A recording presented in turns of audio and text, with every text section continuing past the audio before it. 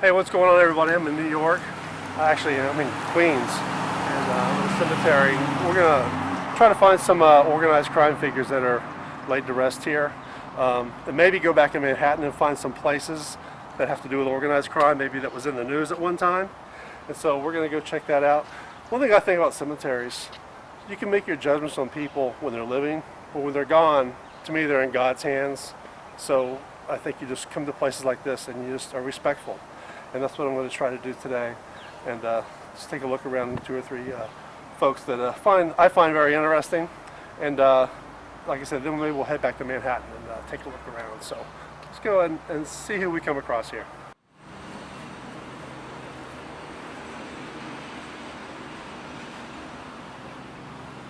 This here is Lucky Luciano's real name, and this is the crypt of the famous crime boss, Lucky Luciano. He was the head of Genovese crime family. And to me, maybe the smartest, I guess mob boss is the term, I don't know, the smartest of them all in my opinion. And one of the ones that made it to the top and died of natural causes. No one ever got a bullet to him. Smart guy, and died of a heart attack, I think in an airport, if I'm not mistaken.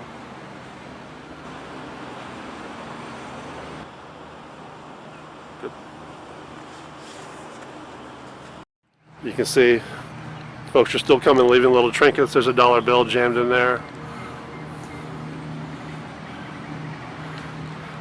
So he's gone, but certainly not forgotten. Here we are at Spark Steakhouse, a very famous spot of a very famous crime place right here.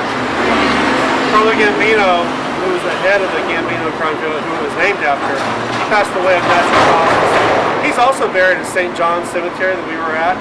Well, after him was Paul Castellano, who was his cousin and also his brother-in-law. A lot of people did not like Castellano being the head boss after Gambino because they didn't think that he earned it. And that all came to an end right here at Spark Steakhouse. Right here where this car's parked, and the good place to look at that is the light post right here. Castellano was gunned down coming out here to eat with his underboss, Tom Bilotti. Castellano exited the front of the car right on this side of the light post, shot in the head, fell, his shoulders and head back into the footboard, and his body and legs laid out right over in this area. Light post, lots of photos. And his underboss got out of the car, didn't even fire a shot. He wasn't even armed, and Bilotti was shot on the other side of the car and laying just on the other side where this car would have been. And you can, a lot of the points you can look at, focal points, where they show Bilotti in the car.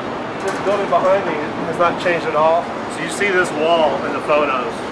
And anyway, that all came to a head. It was all a bunch of Gotti gunmen. Supposedly John Gotti was down the street watching this whole thing. And they say he drove by for his men and observed the bodies and kept on going. So that's what they say. Spark Steakhouse, a hot spot when it comes to that kind of stuff. Hey, walking by here, this is the Park Central Hotel. A couple of big crimes happened here. One very, very, very famous, and one a lot of people don't know about. Right at the front door of the Park Central Hotel, Arnold Rothstein, who was the man behind the 1919 Black Sox scandal. He was really the first real big mob boss, I guess you could say. Very dignified, distinguished guy. He had one major weakness, and that was gambling. He just loved, he was addicted to gambling. And he had an unpaid gambling debt. He came into the Park Central Hotel and he paid that debt. He paid it by getting shot somewhere in the abdomen.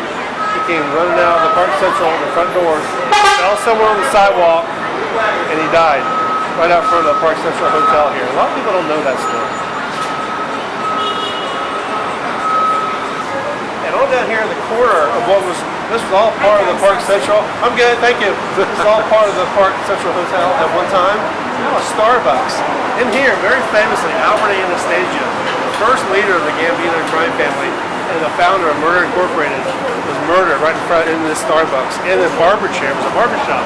He was gunned down in his chair and fell down on the floor. It was a very famous spot here. And Carlo Gambino took over after him with the Gambino crime family. But Albert Anastasia's murder inside this Starbucks that was once the barber shop.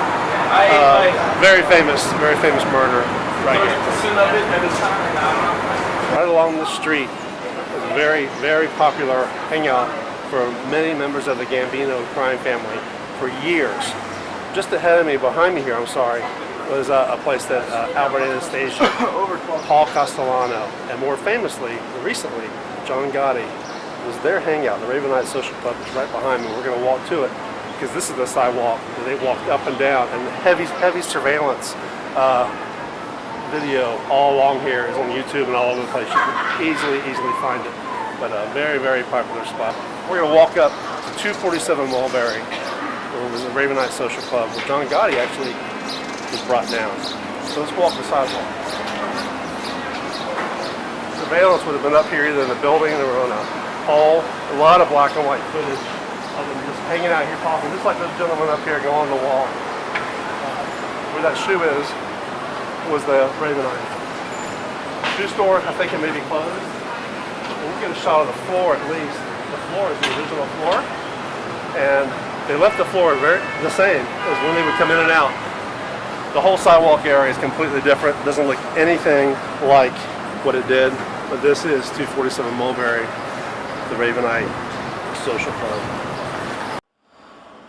Anyway, as I said earlier, you can see how the outside of the Ravenite, as Gotti and some of his men stand in front of the club, it has changed so much over the years. But anyway, as you go inside, you can see the floor. That is the original floor. Quite amazing what all happened in here. But they had this place bugged, but they cannot get any evidence on him. And then they realized upstairs above the Ravenite is where all the action was taking place. And once they bugged that, then they had their man, and they had enough evidence on him to convict him. And he spent the rest of his life in jail.